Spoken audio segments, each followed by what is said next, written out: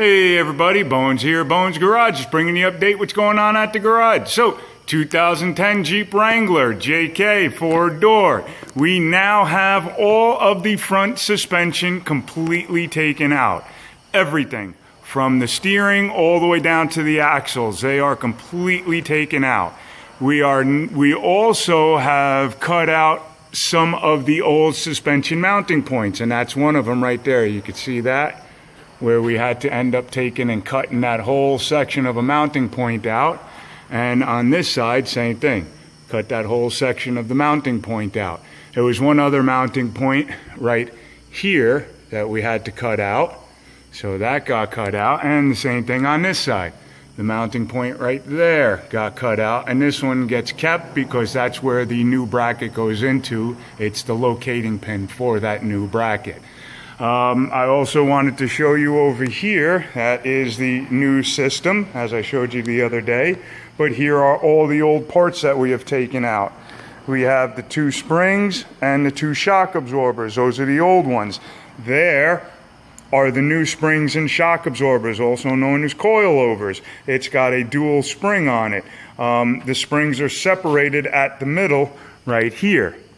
And what they do is they put a soft spring and a harder spring. The soft spring gives you a nice comfortable ride. The harder spring makes it a little bit harder for the suspension to come all the way up and articulate. So that's how that works. And they also are nitrogen filled, and those are reservoir tubes there, which helps keep the shock a little bit cooler. They are adjustable.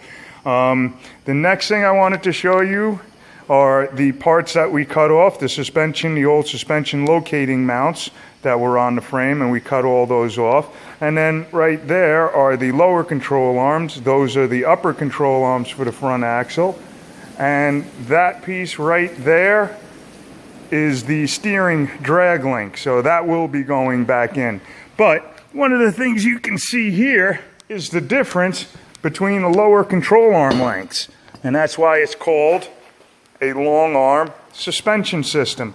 That's a short arm suspension system. It's about half the length of the other ones. We also have in the back the front axle right there. That is the nice old front axle. We'll be putting that all back in once we're done. Put all the new mounting points on it, change some of the bushings on it, and a few other odds and ends to do to that.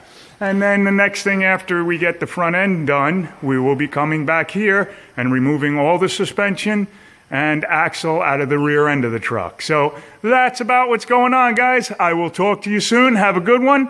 Okay, bye.